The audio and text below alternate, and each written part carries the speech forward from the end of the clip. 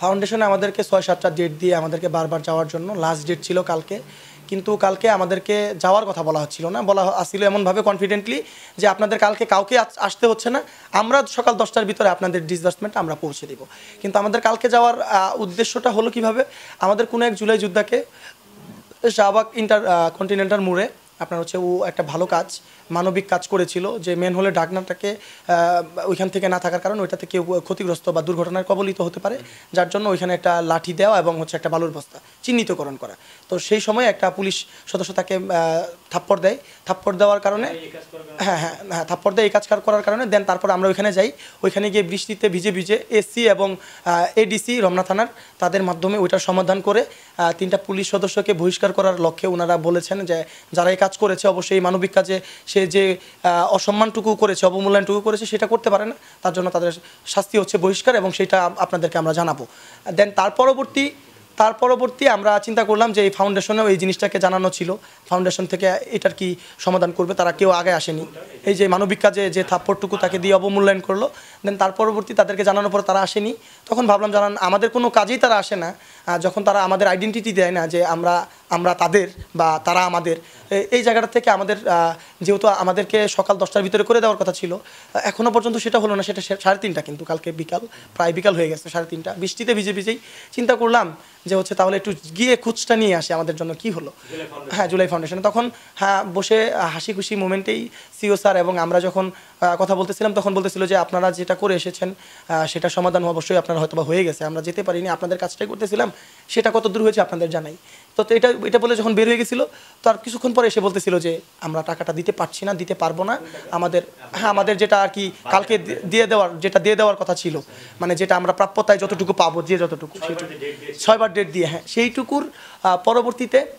আমাদেরকে ওইটা বলার পরে যখন আমরা চিন্তা করলাম যে এতবার আমাদেরকে ডেকে ডেকে অবমূল্যায়ন করে লাস্ট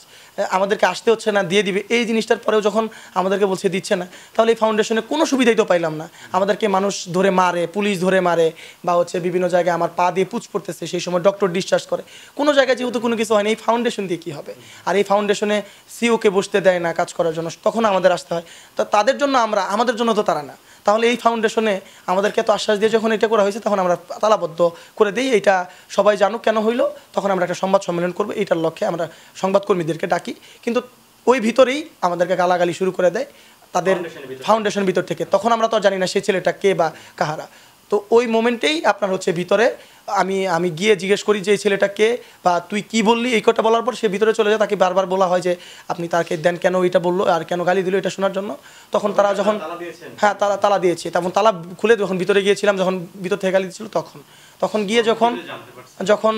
মানে গিয়ে জিজ্ঞেস করলাম যে ছেলেটাকে আপনি এটাকে জিজ্ঞেস করেন, এটাকে বের করে দিতে বললাম, তখন তারা বের করে দেয়নি। তার পরবর্তীতে আমাদের সহযোদ্ধাদের 2-1 ভিতরে ঢুকে তাদের জায়গা থেকে এটা মানতে পারেনি, কারণ আমাদেরকে এতবার ডেকে এত অবমূল্যায়ন করে লাস্ট গালি পর্যন্ত ফাউন্ডেশন থেকে খেতে হয়, তাহলে কি ওইটা শুধুমাত্র গালি দেওয়ার জন্যই ছিল? এটা ভেবেই যখন আমরা ওইখানে ভিতরে ঢুকে যাই, দেন তারপরে হচ্ছে আপনার ওইখানে একটা আপনি দেখবেন যে আগের ভেঙে যাওয়া গ্লাসটা হচ্ছে কীভাবে নিটোর এবং চক্ষু মিলে ওরা এর আগেই মারামারি করছিল, আজ থেকে 4 মাস আগে, যখন কিনা মানে শুরুর দিকের সেই সময় এটা ভেঙে গেছে, ওইটাতে দেখবেন কস্টেপ লাগানো ছিল। তো ওইটাতে কেউ কিছুই ভাঙেনি, শুধুমাত্র একটা চেয়ার ওইখানে ভাঙা, হ্যাঁ, আর হচ্ছে যে একটা পানির ফিল্টার জাস্ট হচ্ছে এই ক্ষিপ্ততার জন্য ওইখানে জাস্ট ভাঙা ছিল, আর কিছুই কারো গায়ে কখনো একটা টাচ করেনি, কারোর সাথে অশোভনীয় আচরণে একটা গালিও ওই লেভেলের ওই ফাউন্ডেশনের কাউকে দেওয়া হয়নি। যখন না